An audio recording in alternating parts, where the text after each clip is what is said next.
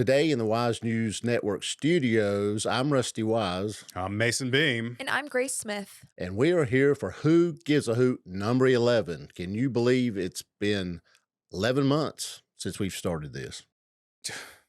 I really can't, honestly. It seems like we were just doing the first one just a little while ago. Yep. And talking on the Who Gives a Hoots, though, guys, if you weren't knowledgeable about this yet, we've got them available as podcasts on Spotify, Apple Music, Google Podcasts, Radio Republic, and then there's another big one. iHeartRadio and Amazon Music. So if you enjoy these, but maybe you don't have time to sit down for a video and you'd rather listen in your car or at work, that option's available now. And normally the audio will go up a little bit before the video goes up because it's just easier to upload audio. So keep an eye out for it. Find us on Spotify under Who Gives a Hoot. It's easier to find us like that. We are on there as Wise News Network, but it's a lot easier to find us as Who Gives a Hoot. Yeah, and I've listened just for checking it, and the audio is really good on the podcast apps. Really is.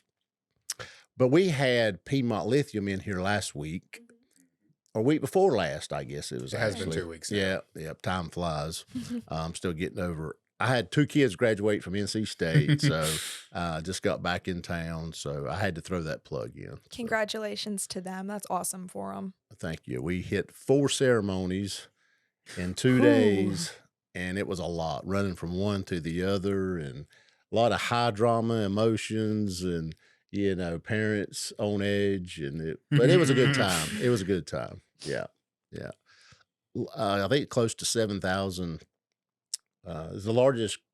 The 2024 NC State class was the largest class they've ever graduated. Yeah, that's huge. That's a lot. And they were the first class to go through COVID. They were mentioning that at the Gardner-Webb graduation. Yeah. And because the first year or two was, online, and it was crazy what the colleges had to go to. And well, my daughter, I know I don't want to get too personal, but my daughter never really got a high school graduation. Right. And that's what they talked about up at NC State, is that was the first ceremony that a lot of those students had ever received, because they didn't get a high school ceremony. So I hope that they went all out for them. I hope that the band was super loud. I hope that everyone was cheering, because those kids, they deserve it. That whole COVID year, I was a freshman in college and I thought I had it bad, but I felt so bad for the seniors in high school who didn't get their prom or their senior trips or any of those fun, coming of age experiences. Yeah, the spring and summer of 2020 is when COVID hit. Yeah. Well, speaking of Piedmont Lithium that was in here 2 weeks ago, we really enjoyed them coming in and speaking with us. And, for the record, we're not biased one way or the other with Piedmont Lithium. We are not paid to do any kind of promotions for them or anyone. And so we're non-biased. 100%. And, we've been researching this for a long time. And one of the reasons why we are starting to put segments out now that are a little bit more in depth than the stuff that you had been seeing from us is because I just really wanted to get my research and my facts straight. So I read all of their ADI requests, I've read their permits, and then the next phase of that investigative step was to bring them into the studio, have a candid conversation where we can ask them about their plans, specifically centered around concerns of the community. We talked to them and we said, what are some questions that y'all get asked about? They said, we get asked a lot about water. Coincidentally, a lot of the questions we also get asked about the Piedmont Lithium process and project also happen to be about water.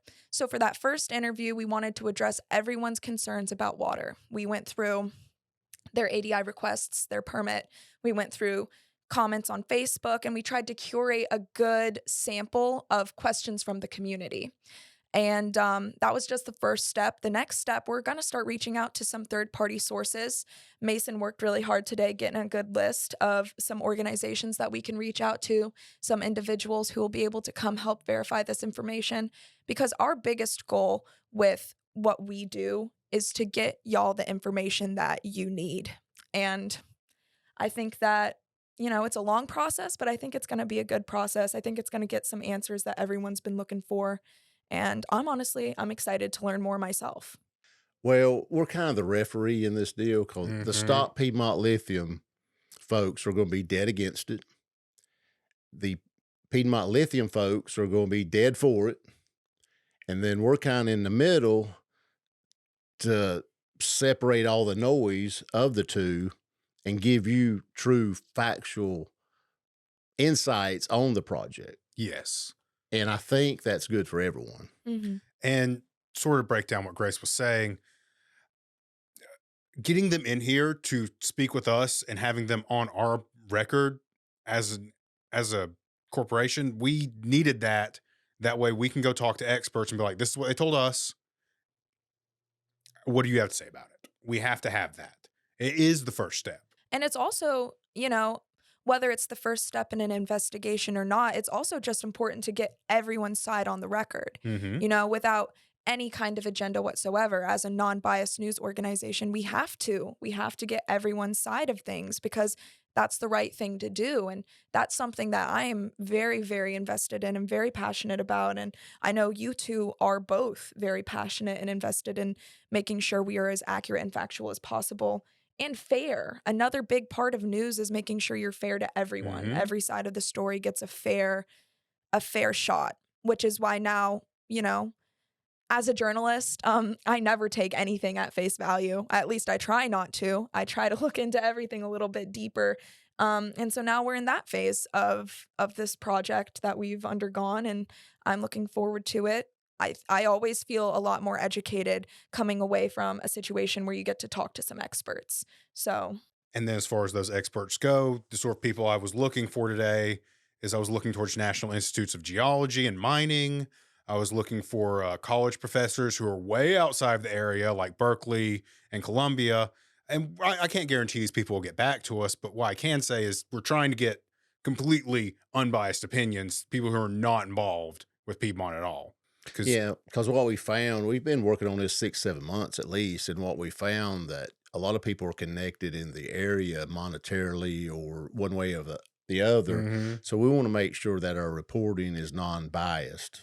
And right. it can be, if you try to get sources close to the project or around this area, then there's a lot of people that are biased one way or the other. Either they own a lot of stock in the company, Mm-hmm. or they have vested interest in the company, or they have vested interest to oppose the company. Hmm. So we're trying to get through the noise of that and get factual Absolutely. sources. Yeah.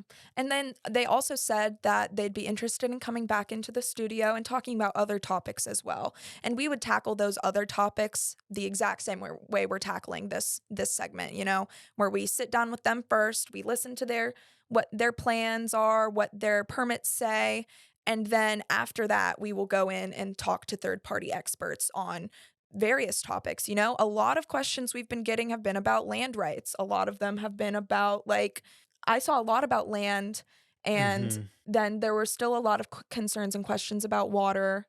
There were some blasting questions still. Yes, blasting. So basically, what we're trying to say is if you have specific questions about Piedmont Lithium that you would like answered, please feel free to email us. Our email address is newsdesk@wisenewsnetwork.com. And we're always looking to answer your questions. That's why we're here, to make sure that y'all have the answers that you need to make informed decisions. Yeah, so this is not just a regular mine, and it's even Piedmont has said it's going to be the largest open pit rock mine of lithium in the country. Mm-hmm. So it makes it a little bit different than just your ordinary mine. Yes. And so we have to know that.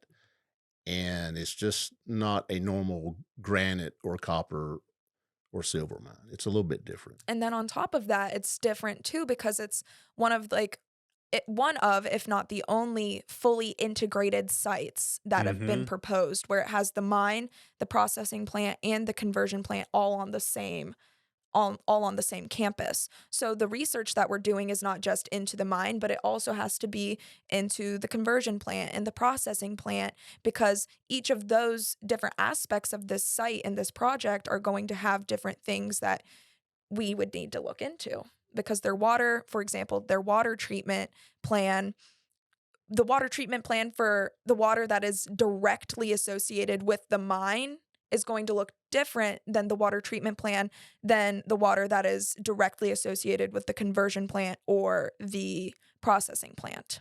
Mm-hmm. Well, it's going to be interesting. We're still in the early stages. I know it took them a couple years to get the initial permit. Yes. So it's going to be, it could be another couple years before they get this off the ground. And speaking of the stock is low, but it's low in the lithium industry, and the demand is not there. It's just not there. And I think that's driving the stock market prices down. And if the demand does not really go real high, I don't know if it will be even beneficial to mine it in the U.S. That's the issue they have. It has to be a really big demand for it to make financial sense. Yeah, and I was looking at one of the maps of the planet earlier of like where these lithium belts exist. And as we said before, it's mostly Australia. You have Ghana, you have a lot in China.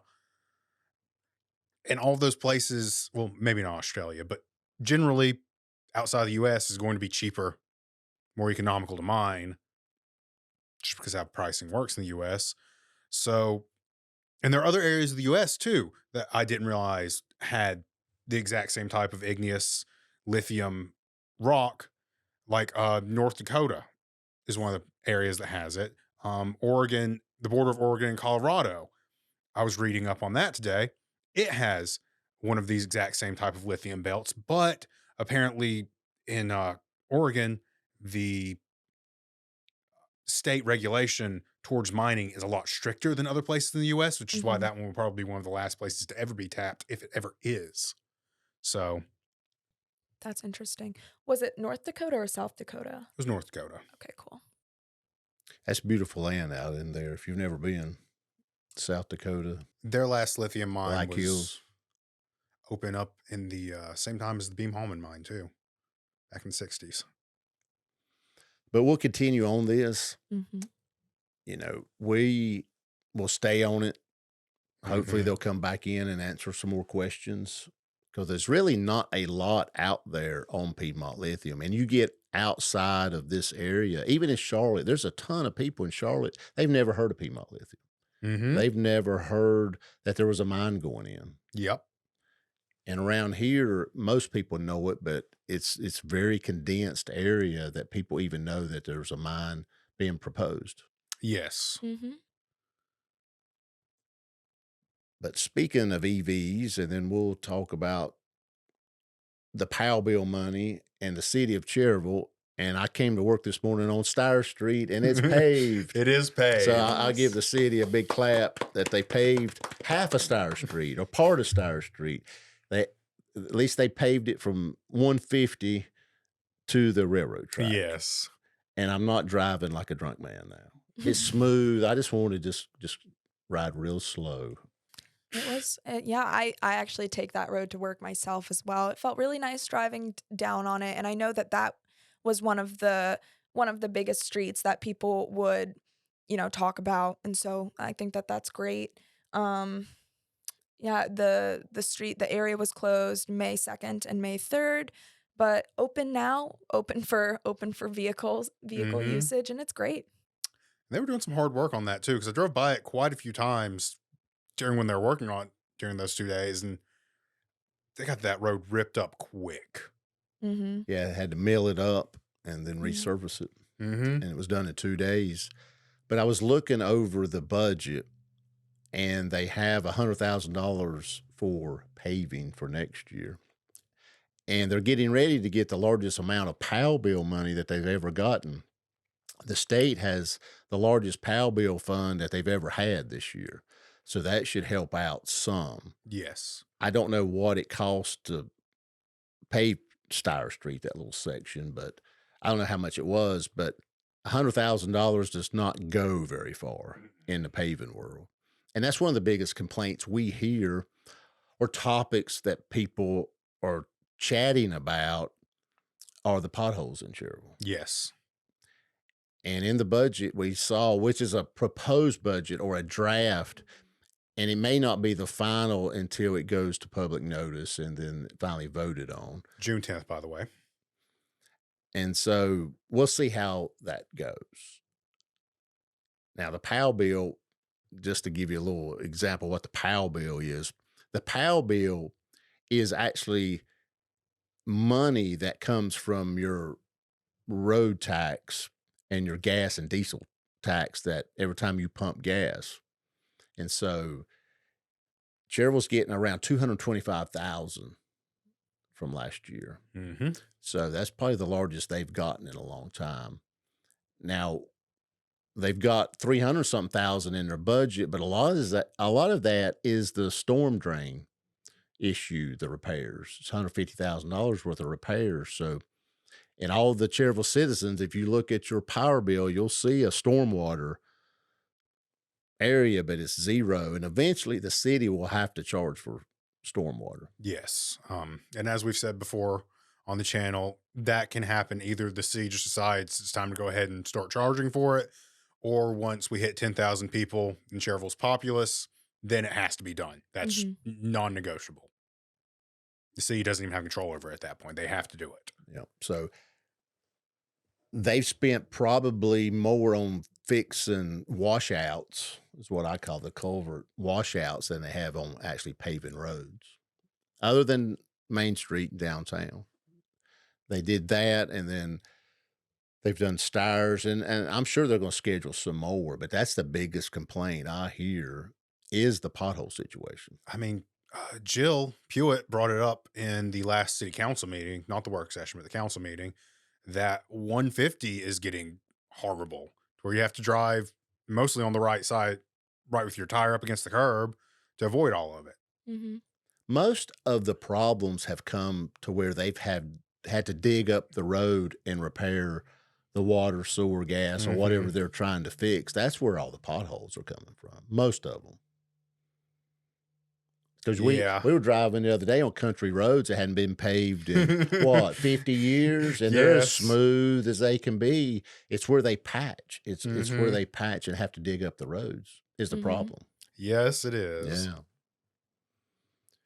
So they've got some projects going on. The splash pad is an interesting situation to where they started on it before they got a permit. And I don't know why you would start a project without a permit. And they also sort of did that with the gym, but I think they finally got approval to start on the gym, at least do the grading and stuff. So, but the splash pad, I don't know the completion date of that. It's been there in a construction phase for a couple months now. Wasn't it something? Oh no, it was the electrical permitting, wasn't it? Yeah, I believe they have to speak with the engineer for the splash pad, and then I know with the gym, I believe what the delay for a little bit there was they had to get a permit from DEQ because of the erosion. So that's why the gym just received its permit, and then I believe with the splash pad, they're still waiting to talk to all of the engineers just to make sure that the electrical wiring is good. Obviously, water, electricity, they don't go good together. Well, yeah, I mean, you had to have a pump and stuff, but right. I mean, you have to get a permit. I mean, build a pool in your backyard and don't get a permit and see how that goes. Probably wouldn't like that much. But you need to get a permit because, like say, in electrical, you have to bond and ground everything properly so you won't get shocked. What else we have going on? The budget. Yeah, the budget, that we were there just for a few minutes during the work session and budget, and it looks like they're going to have a decent budget. The economic development's pretty much the same that it has been. It looks like they just carried a lot of stuff over. I haven't seen the revision budget, but I assume what we have is probably close to what they're going to vote on. Yeah. So have a look at it. It's on our website. It's under public documents. Yes. And it's like the third section down, and it'll say 2024, 2025 budget. And remember, this is just the draft, but if you see something on there that you would like to address, the city council meeting for the month of May is May 13th, next Monday. And I believe that the city would be more than happy to hear people's concerns or um, comments on the budget. Concerned citizens addressing their concerns. That's a really big important part. So, if you see something on there and you want to come on down to the meeting, And it's definitely pertinent to do it at the May meeting because, like we said, they're voting on it at the June 10th meeting. So, if you do have concerns, you definitely want to bring them up next Monday, May. Do we know what May day? 13th, I believe. May the 13th, maybe, at that council meeting, so they can think on it before they make the finalized decisions. Yep, this coming Monday. Yes. Yeah. Yeah, look at it. There's a lot of stuff they copy and pasted over, which I don't. Hopefully, they don't need all that money for Christmas lights and plants and flowers for downtown because they've already spent that. And I don't think they need $5,000 worth of Christmas light bulbs every year. I wouldn't think. Hopefully not. But then again, just because you budget it does not mean you spend it. Mhm. You know, a budget is an estimate. You can spend more or less. I wonder if part of that, I hadn't thought about this before. I just thought about it because Shelby keeps theirs running all year. I wonder if part of the expense in the lighting budget is for the electrical for the lightings. Hmm. I don't know. No, I don't even know if they meter that. So I doubt it. Something to think about. Yeah, I Interesting. don't think they. I mean, they meter stoplights and stuff, but I don't think. At least the state does if they're using it. So I don't know. Okay. Yeah, I don't think it's metered, but it's possible that it is. But that's about it. What else? You ran around taking pictures and stuff. That's about it, wasn't Mm-hmm. it? Okay. Parking lot on Mountain Street. Did we talk about that last time? Yeah, they were going to pave it probably this week. They were going to do it about the same time they did Star Street. Yeah. Mhm. I know they didn't need to get on that because every time it rains hard, it washes a big mud. It's a big mud pit on Main Street. Mm-hmm. Yeah, we're working on a half a dozen things. I can't keep up with all of them as far as investigative stories and just researching. Mm-hmm. Just because it says investigative does not mean that anyone's done anything wrong. Yes. We're just investigating different parts of stories. For Exactly. example, we have a Lotta Burger investigation that I'm going to start with the end of our Lotta Burger contest, which is next Wednesday, May 15th.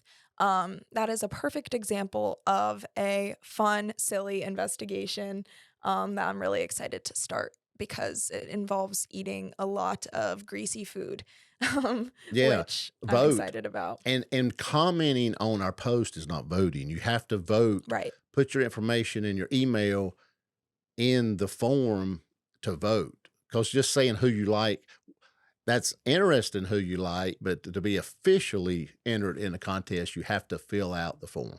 And you can do both. You can comment your favorite below and go fill out the form, but just understand we can't let you win the competition if we don't have your entry. And that's next week. Yes. Yes. That will be, it ends next week, and then we'll tally it up, Mm-hmm. and then we'll award the best Lotta Burger joint in Cherryville. And then that winner, the winner of the $50 gift card that we'll be giving away, it's going to be randomly selected. Just put it on shuffle, choose a name. Yep. Mhm. Still staying in Cherryville, we had the Cherry Blossom Festival, had Dirty Yes, we Grass did. Soul Band. I interviewed Kevin Deadman. That was a fun interview. His grandfather drove for Carolina Freight. He's Mhm. got a song in there about Carolina Freight, about his grandfather driving. If you go watch our video on them, that's actually the song that opens up the video. Correct. It was a big crowd that night. It was. It's 10,000 people, according to the police. Yeah. They were flying their new drone over. Saw it. Yep. Anyone who's interested, I'm pretty sure it's a Maverick V2 if you're a drone nerd. Yeah. And let's see, what else? The C. Greer Truck Museum car show Mm-hmm. was Saturday morning of the Cherry Blossom. which was won by Don. Remember his last name, Rusty? Oh, you're gonna ask me that? I It's am. it's simple. It is Long.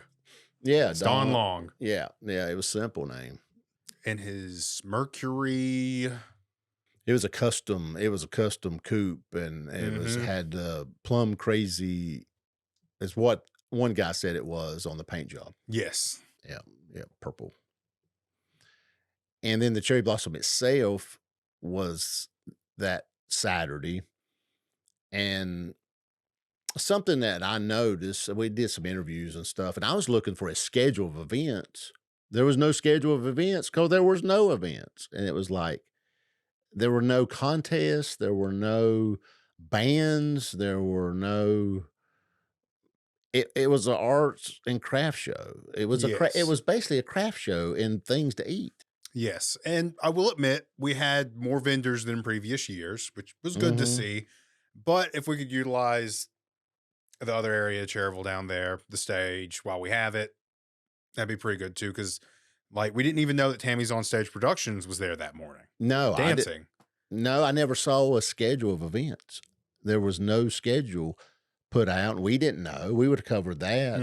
The CHS pep band, or Cherryville High School pep band, was there. Good job, guys. Yeah, they did a good job because they were the entertainment all day. I mean, it was crazy. They're telling us they got kicked off of Main Street because they're trying to play over there at their booth. Unless they did, maybe Tammy's came that afternoon because they moved down to Main Street. I don't know. I saw pictures, but I don't know when they did the dance routines. I don't know. It might have been that afternoon while we were at the car show, possibly. Could have been. But it would have been nice to have a schedule of events. Or if you had events, have a schedule. If you didn't have events, I guess you can't have a schedule. But that's, to me, it was just a craft show. Didn't y'all, unfortunately, I was ill, so I wasn't able to make it. But didn't y'all stop by the museum as well? We stopped in there. Yeah, we stopped in there, but we didn't see any body to interview. We were going to talk to some of the new officials, but we didn't really see anybody to interview. And they were giving tours, you know. So we only stayed in there a few minutes.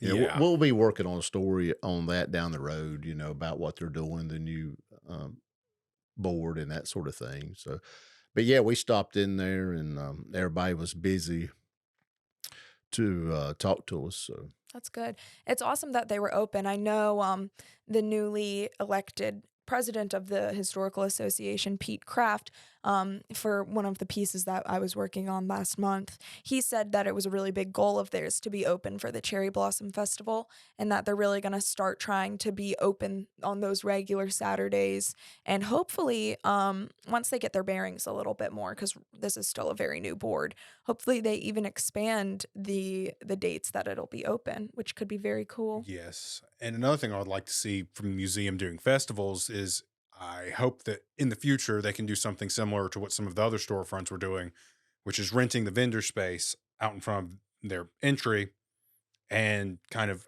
getting people to go inside doing that, because I think that would help them if they had a few things out at road level to kind of draw people in. That way they'll go the rest of the way in, visit the museum. Or maybe even like educational programs during festivals, like, you know, the Cherry Blossom Festival. One of our best performing shorts or videos right now is a little segment Mason made about how Cherryville got its name. And that comes from our interview that we did with Sid Straup about the recently planted cherry trees. And I think it'd be like the perfect time to do an educational program about how Cherryville got its name than to talk about it during like the Cherry Blossom Festival, because the cherry trees that used to line the railroad track were so integral in Cherryville getting its name. And something like that would be a hit among kids. You could have like little coloring sheets where they can color in cherry blossoms or something like that. I think that educational programs put on by museums are a really great way to get more people to come in. Well, if you're going to have the stage there all day Saturday, utilize it like you said, and have a schedule of different events, you know, educational seminars or bands or whatever you want to do. Yes. Comedians. Yeah. I mean, really, comedians or local bands, or just, you've got all day. If I was doing the Cherry Blossom, I would do it 10 to 10. I'd do it all day on Saturday. Because to me, 2 days, it's a lot of work to put on 2 days. Mm-hmm. And it's a bigger headache for the event staff to put it on 2 days than it is just one long day. So I would do it a 10 to 10. Have one stage, have stuff going on all day, have a headliner band that night, have stuff going all during the day. You have another mini stage if you had to. Depends on what size band and getting them set up and stuff. But that's how I would do it. That's sort of how Live After 5 in Shelby does it now, because they have a stage at each end. Doesn't Lincoln also do that whenever they're doing Yeah, they've had 2 stages. And back when I was heavy in the chamber and the president, we had 2 stages on Main Street. Had one down at the bank building on the west side, had one up on the east side, kind of beside the Amico service station. They kind of faced each other, but it was wall to wall. I mean, we had a petting zoo and all kind of stuff. Wow. Yeah, get Camachos out here. Yeah, so we had Main Street full, and then 274 was full too. Pretty much all the way from City Hall down to the railroad track there. Yeah. That's good.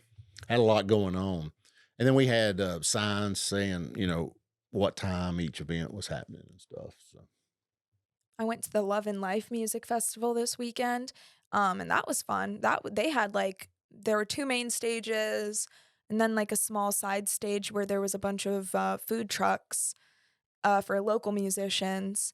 Talk about a lot going on. That was crazy. Big crowds. Taylor Swift didn't show, unfortunately. What's the guy that she cut a record with? Post Malone. Was he there? Yeah, he performed on Friday. Unfortunately, I didn't make it on Friday or Saturday. I only went to Sunday. But I heard he was great. His music's pretty good. Honestly, I'd really love to see him make a country record because he's got a great voice for it. Oh, here you go. The country fans are mad at what, Beyonce? Beyonce. Yeah, because she's cut that country album Mm-hmm. and songs. Yeah. Can we get some more Avenged Sevenfold country music? Country's Is there one? It's the hot thing right now. They have a country song? Yeah. What? Dear God's one of them. Okay. I think that's the name of that song. Anyway, it used to be country was Hank Williams and George Jones and just the country, just down to earth, barns and boots and hats. And now I think it's a money play. I think it's just they're just, they know they can do it, so they just put out this new country stuff, and it's controversial. They know it will be. Yeah. And so it stopped being like a specific music genre and became more of an image thing. It changed a lot. If you ever watched the Country Music Awards, is it country or what is it? I mean, some of the songs don't even sound like country. It's closer to rock and pop now. Yeah. I don't know. You can cut this out if it's a little too controversial, but some of the country music that I hear, I think paints a really weird, inaccurate caricature of people who live in the country. I'm thinking of that Blake Shelton song. I don't even know what it's called. All I know is there's a part that goes, red, red, red, red, red, red, red, red, redneck. Sorry for that, guys. Okay. But I think that. But a country song has to have a pickup, a dog, and a beer. Yeah. Right. And an old girlfriend. Which is fine. It's just. Does it not? I just think a lot of times, and I'm not talking about Blake Shelton, but I'm talking about a lot of the new artists in country. They're not really from rural areas of our country. And That's so it's true. kind of like they're coming in and co-opting on the industry and on the genre, but using stereotypes that tend to paint people who live in the country in bad lights. That's just my 2 cents. And the weird thing is, the people that are from the area you're talking about, not people who are making country, but the people who are from the area they're talking about, you know what they're going towards? Rap. Yeah. Well, New York City, take New York City. There's nothing country about New York City unless it's the naked singing cowboy on Times Square, which I saw. I didn't know that existed. You hadn't seen the naked cowboy? I have not. I mean, he's not naked. I'm missing out. But he's wearing Speedos. That's it. and he's got his guitar. That's not really great outfit for horse riding. But he makes money. He's a staple in New York City. That's amazing. Oh, yeah.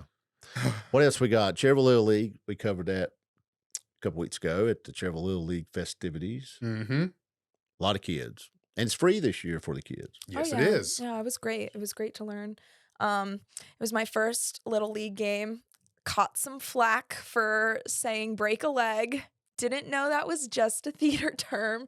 I was a nerd in high school and did not participate in sports, participated in musical theater instead. Hence my theater and But I've heard that on a lot of stuff, break a leg. Oh, really? Yeah. But those kids were falling down like they broke their leg. I mean, Yes, they that were was funny. dramatic. Yeah, they were silly. They were with dramatic it. I about thought it. they were funny. Do you know where the term actually comes from, though? Why it is break a leg? I definitely have learned it, but it's been a while since my theater Educate days. us. I don't know. It's because whenever you say break a leg, it's because you're hoping they'll end up in the cast. Oh, That's where it comes from. What? dang. I actually didn't learn that Whenever before you- then. Whenever you say break a leg, the reason that terminology exists, especially in the theater world, is because you're hoping they'll end up in the cast. Like in a boot cast. No, No, like like, in the cast. In the cast of the play or what they're doing on stage, but that's where the term comes from. So it's basically So just if you break a giant leg, you're going pun. to be in a cast. Yes. So I understand now. There we go. So if you break a leg, you're going to be in a cast. So it means hopefully you'll get in the cast. Yes. That's hilarious. That's pretty deep. I think that's like wow, that's just a pun. It's Yes. literally just a pun. That's where it comes from. Wow, that's so funny. I never Okay. learned that actually. I thought I had, but no. And then next we did moving from the Little League. Well, I'll go back to the Little League. That's open to this whole area, not just Cherryville kids. Mm-hmm. So it's open, Bessemer City, Dallas, this whole area, they can come to Cherryville and play. Yes. I didn't really realize that till Blake told us in the interview. They had Mhm. 171 kids apply, 150 ended up. It's not that they kicked anyone out, it's just only 150 ended up actually coming. Mhm. So we've got 150 kids in the Little League for Cherryville this year. Which is a ton. I think they said it's like some of the most they've ever had. Mm-hmm. I think that waiving the registration fees really helped with that too. Like It's they were accessible. right, like they were all saying in the speeches, in this day and age, in the times, money shouldn't be a stipulation for kids getting out there enjoying themselves on the field. I think that uniforms and I could be wrong, but I believe that uniforms and all that were also covered by their corporate sponsors. Yes. Like each team has a corporate sponsor, and I believe that those corporate sponsors then purchase the teams and uniforms and like equipment. I could be wrong, but I believe that was mentioned in an interview. Yeah, nice facility down there, Tom White Fields. Mm-hmm. Mm-hmm. Yep. And speaking of beautiful things, cherry trees were blooming. You guys put out a segment about all the flowering things going around. If you Mhm. haven't seen that segment, it's pretty cool and very educational. Go look at my photos. It was Mhm. fun. And that was just like that was a little segment that really didn't require a whole lot of interviewing. Obviously, we tried to get in touch with people from the Stowe Botanical Gardens and then a couple of nature conservancies in the area to try and get a botanist. Scheduling just ended up being a constraint. But it was really fun to go around and ask people what their favorite flowers in bloom were. I learned about a couple new species of flowers that I didn't even know. Same. It was cool. I was just taking pictures of things I thought were pretty. I had no idea what they were before we started. Like the cheddar pinks. Never would have known that. Creeping phlox. I love that creeping phlox. It's not in bloom anymore, and I'm really kind of sad about it. The pollen was bad this year. It's just Mhm. now slowly going away with the rain and storms we've had. And Yes. I don't know. I saw one article that they're blaming it on maybe global warming of it's the seasons are getting longer. There's that. But also, I was actually reading up on this exact issue, the pollen issue, the other week. I was reading an article that was actually blaming it on some city planning decisions made in the U.S. back in the 50s. Botanical sexism. Exactly. What? Botanical Mhm. sexism. What are you talking about? It's a real thing. No joke. What? It's because back in the 50s, they decided to plant only male. Okay, so if you have they didn't want trees reproducing in areas where they're planting them. So you had to pick whether you wanted to have male or female trees. Well, they picked as a general guideline to only use male trees. The male trees are the ones that produce pollen. If we had only used female trees instead, they still wouldn't produce fruit and seeds because they would have no males to reproduce with, and then we wouldn't have the pollen issue. And what's crazy, the person who proposed this, he said some quote like, when considering city planting and planting trees in a municipal area, only plant the male variety to not be burdened by the fruit. Meaning like they don't want fruit to be falling from the trees and stuff like that. But like Mason said, if they would have just planted only the females and then not the males, they wouldn't have been pollinated. And so the female tree would grow still, no pollen, but also no fruit if it wasn't pollinated.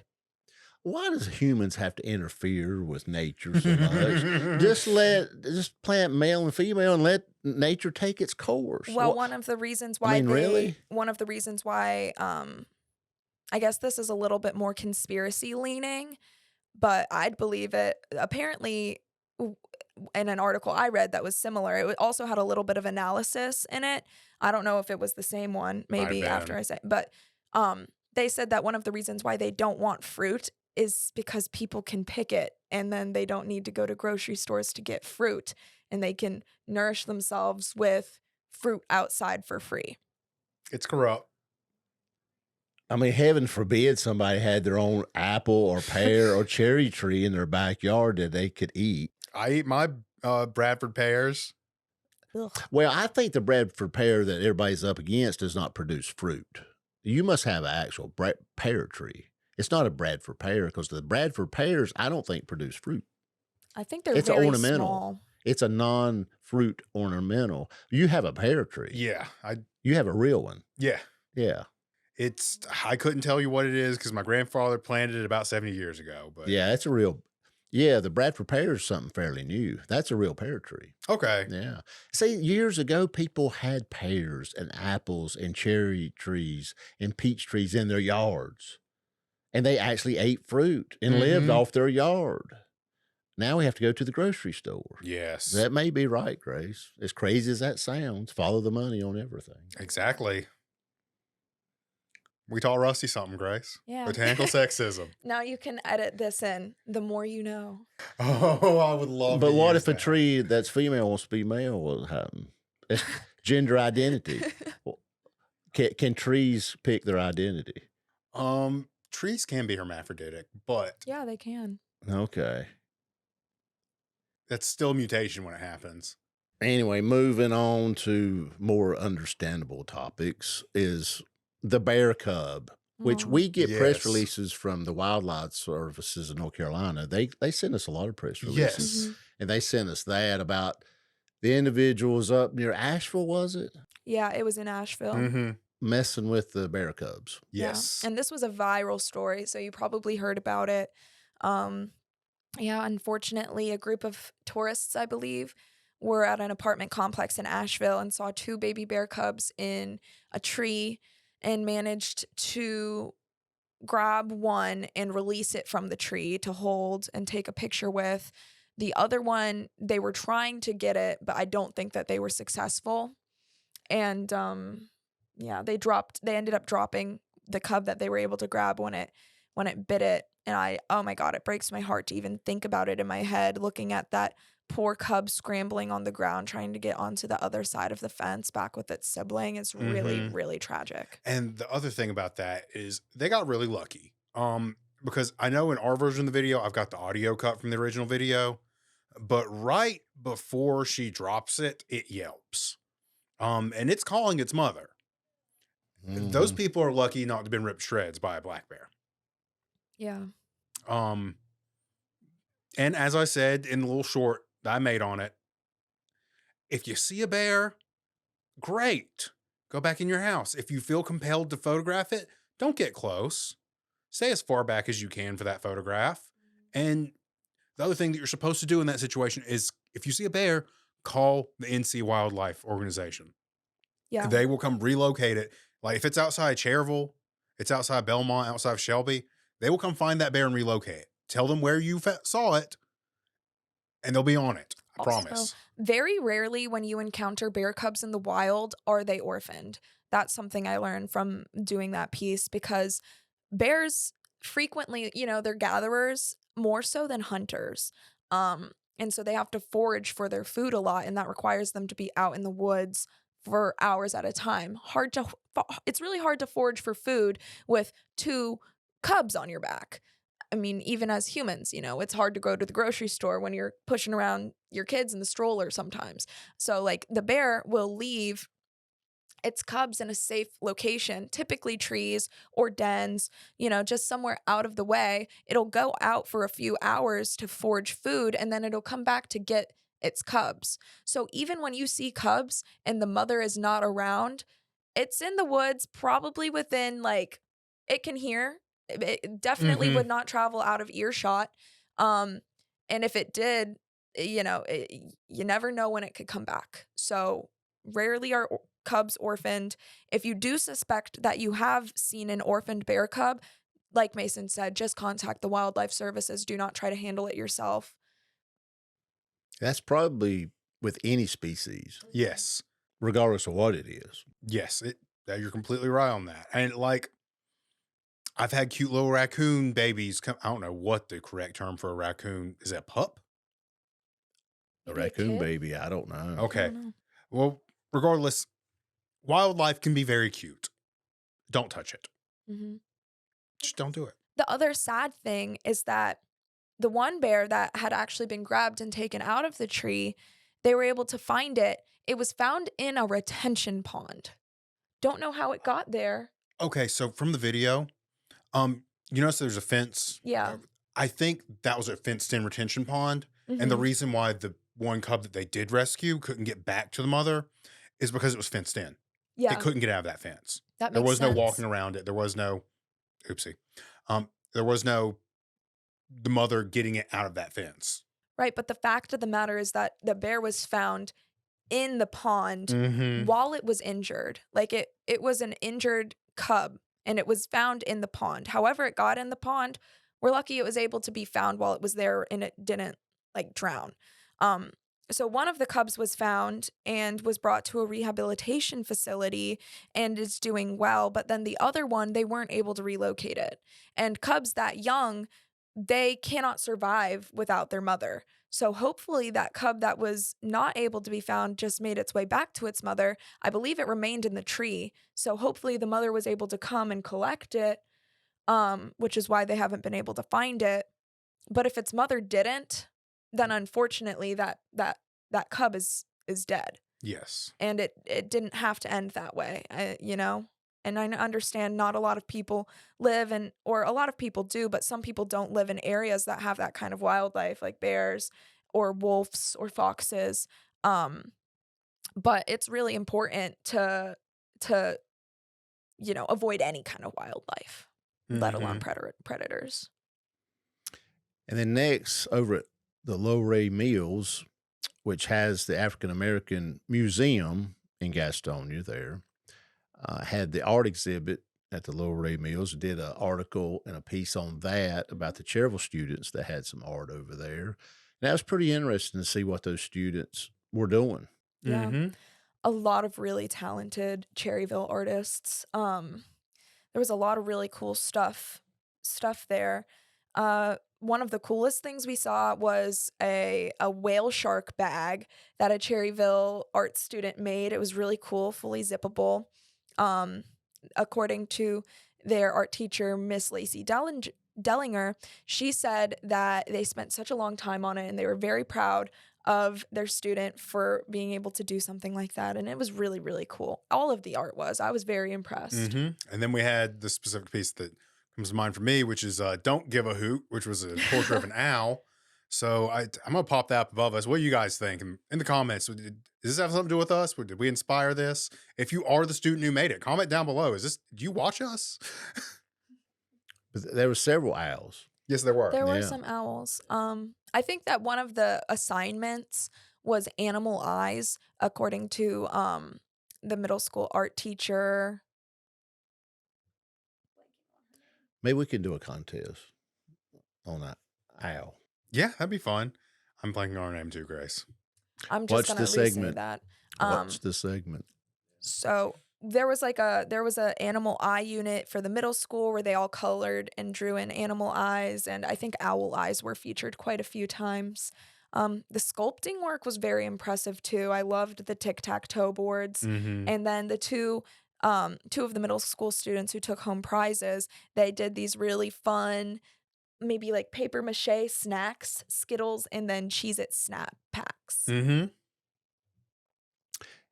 And still at Loray Mills, like I said, is the museum, and we Mhm. had a very good segment. I thought I've watched it twice. Mm-hmm. It's Watched, hard hitting. yeah, I Yeah. watched it, and then I watched it again with my wife, and it was with Robert Johnson and Frank McClure, two guys that grew up during the Jim Crow era, athletes, Mm-hmm. and the struggles that they had coming up in the sports world and just in the world in general. Mhm. And that one guy was talking about where the house got burned and Mm-hmm. crosses burned in yards. And, you know, we live in a different world now that, you know, you couldn't, you know, African American blacks could not enter the front of buildings, Mm-hmm. couldn't use the same restrooms. And that's not that far off, what, in the, you know, 60s, 50s, and 60s. Yeah, So only about 60 years ago now. that's not that long. And it's taught like, it's some distant history, but It's not. we sat down and talked to two people who can vividly remember and experienced growing up in Jim Crow era South Carolina. And it was very heavy. Um, but that these kinds of interviews and this kind of work is so important to do because learning about what people have gone through makes you more sympathetic and understanding to make sure that it never has to happen again. Unfortunately, we live in a society where you have to hear people's traumas and what they've gone through to really strike a chord in a lot of cases. Not in every case, but in a lot of cases, people need to hear about hurt and pain to want to make a difference. Um, and so I think that people who do share their stories and talk about what they've gone through, they're very brave because you don't have to, like that's the Mm-hmm. big thing with Bob and Frank. They didn't have to come and talk to us, but the fact that they wanted to is really, really inspiring and really amazing. And I'm glad that we got to meet them. It showed me that, like, Bob and Frank, they were both very successful athletes in their own right. And then they all both went on to have successful careers.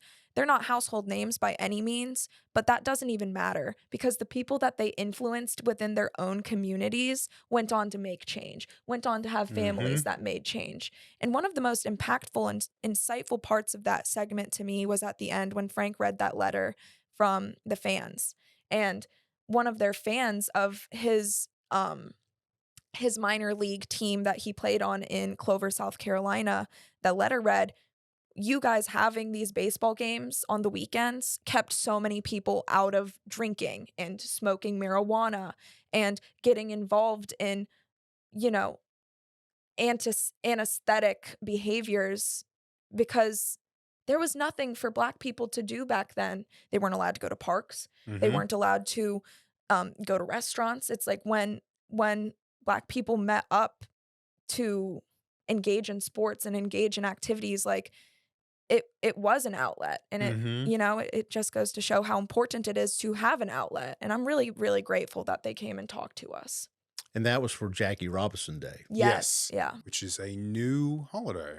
Yeah, I don't know how new it is, but I do know that it's the first time that the African American History Museum is celebrating it. I believe Jackie Robinson Day has been somewhat recognized within the athletic community for a while, but I thought that's If why. you, well, if you haven't been to that museum, you need to go. Yes. There's so many inventions in there that were developed by African Americans. yeah, And The stoplight, I think. is Yes. one. stoplight. Yeah. Mhm. and they have a lot of local history. You wouldn't think that so much just came out of Gaston County, but it has. Oh yeah, oh yeah. And that's, I think, one thing that Miss Dorothy Guthrie was talking about. Um, she's the curator of the museum. She was talking about how every town, every city should have some kind of a museum for local history. We obviously have the Cherryville Historical Museum, but even like a local African American history museum, because history within your own communities is still history and Mm-hmm. still as important history that you'll learn in your textbook about American history or world history. And they're talking about how they want African American history museums to be like a hub for not just education, but community engagement, which is why the Jackie Robinson Day event that they held was so interesting, because it was put on by the museum in a local church, and it invited a lot of people from the community to come in and learn about Gaston County history and how Gaston County relates to the civil rights movement, the integration of sports, and ultimately Jackie Robinson. Mm-hmm. Yeah, yeah, very interesting museum if you've not gone. Yeah, very Need to highly go there. recommend. In Gaston there at the Loray Mills. Well, that's pretty well going to wrap it up. We're going to try to keep these under an hour, so we're doing our best to try to do that. But we had a great month, basically, and we'll try to do these about once a month. We may do Mhm. them more. It depends on kind of what's going on, how many Mhm. segments we produce. And it takes a lot of effort to put these segments out, the articles and the video. Mhm. We're working on a lot of stuff. We really Yes. are. And so if you know of an event or if you have any kind of press release, send it to us. It doesn't matter if it's a sports oriented event, the scores, just anything like that, send it to us. Yeah. You know, send it in a press release. If your organization is having something coming up, send it in a press release and we'll get it out. Yes. Whether it's a 1 minute short, an article, or we come to cover it with you, Yeah. whatever is pertinent. Yeah. So, Also, we want to hear about what you guys want us to report on, and we also want to hear about what we can do to make our platform more engaging and more accessible to you. So I went ahead and I made a audience viewership survey. It's called I believe, just the audience survey, and it'll be linked below and you can fill it out if you would like. Give us some feedback. There's some questions in there about, do you think our information is accurate, factual? Do you think that it's engaging? Do you think that we cover a wide range of topics? And then it asks you what you want to see. And it's really important to us that we cover news that you're interested in. So filling out that survey would really help us, because we've been around almost 2 years now, and it's getting to that point where we want to start seeing some big growth. We're going to start streamlining our content to make it easily accessible to you.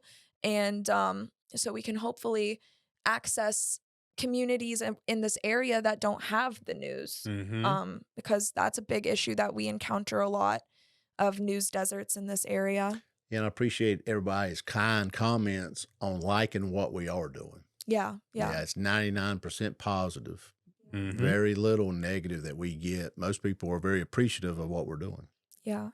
Yeah, we love getting those emails too. So if you think we're doing a great job, please feel free to let us know. Well, Mason, tell everyone how they can get a hold of us, which they probably know that by now, but I sure hope they do. But just in case you're new here, firstly, you can get hold of us by email, which is newsdesk@wisenewsnetwork.com. That's going to be appearing right here. Then I think a lot of people probably aren't aware that we're on Twitter. So I'm going to mention Twitter/X first. If you haven't followed us over there, please do. If I see some more followers there, I'll try and keep it more updated with just like general things that we're doing right now. It does get it'll get our articles, it'll get our videos. But if you want to see more of us using Twitter, kind of like how it's supposed to be used, with lots of little micro updates, like here's what Grace is working on today, here's what I'm working on today, I'll do that for you. Just let me know you want it by following us on there. You can follow us on Instagram as well and Facebook. You can find us on our website, wisenewsnetwork.com, and you can also find us on LinkedIn. I don't think I missed anywhere. TikTok I did miss TikTok. for the time being. but you'll get most of our articles from the website Mhm. and YouTube. Yes. So Yes. that's the two main ones. Yes. wisenewsnetwork.com and then YouTube at Wise News Network. Don't forget the Lotta Burger contest ends on May 15th. If you have ideas for stories, please feel free to fill out our story pitch form and our Cherryville pitch form. And also don't forget that audience survey. We would really appreciate that as well. Mm-hmm. Yeah, and congratulations to Winston and Savannah Grace on graduating NC State. I know I've said that at the beginning, but I thought I'd say it again. So proud of them. And I'm Rusty Wise. I'm Mason Beam. And I'm Grace Smith. Until you see us again, this is Who Gives a Hoot number 11. Be watching for the next one, number 12. That'll be a full year of Who Gives a Hoot. Yes, it will. And if you give a hoot, comment down below. We like to see your comments. Mm-hmm. And let us know if you'd want us to do something special for a year. Maybe like a recap or something like that. Yeah, blooper reel. Yeah. Yeah, we mess up quite a bit. Yeah. Oh. We're only human. Yeah. Till next time, we'll see you guys.